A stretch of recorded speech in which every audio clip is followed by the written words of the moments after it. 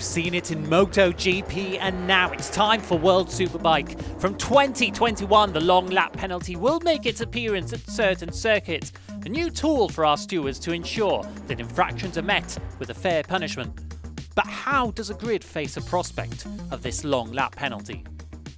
I think the long lap penalty for me is a good addition to the championship. Was very interesting to see in MotoGP, and if it's used correctly, it can also make the racing exciting, but also your race can not be over, where before with a drive-through penalty or a disqualification, can ruin the race completely, where this, still you have some chance.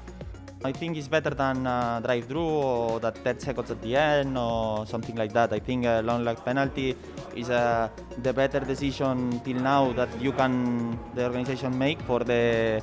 It's the most honest, no? Because if you make some little mistake and you have one drive-through, you have to enter to the pit lane and go back, you lose everything. Yeah, it's interesting to hear that news. I think it's a good compromise with the penalty sometimes, but I hope it's not abused, if you know what I mean. I hope that there's not a small infraction on the track which normally you would close your eyes to, and that they don't start handing out long lap penalties for really small reasons. But no, I think it's good inclusion. We have to see, how it's going to work. It's really strange getting communications during a race outside of your pit board, but it's a penalty, so I'm sure Race Direction and Superbike normally get it right. They've been very good in the past, so hopefully they don't need to use it too much, but if they do, we'll see how it works after trialing it. I think it's a penalty. If it suits the crime, it's okay.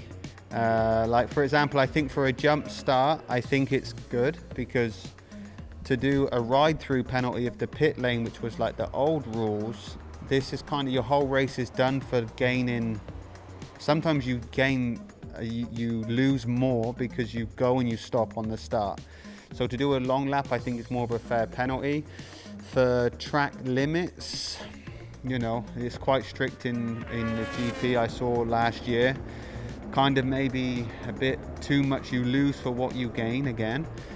But we need to see how it works. Obviously, it's all about safety and making the best for the riders, and I appreciate that. And we need to just see how it plays out. But I think it's definitely a better way to make a penalisation.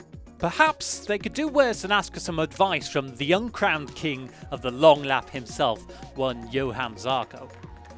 I don't have any tips.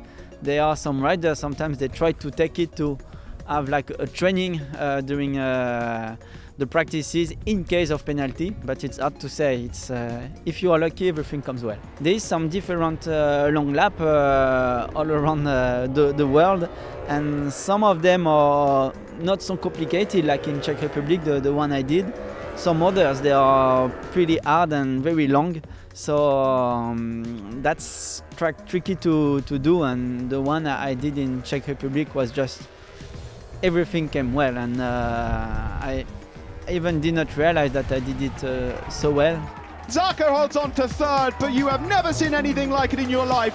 What a ride, what a race, what a performance. Johan Zarco on the podium in third place.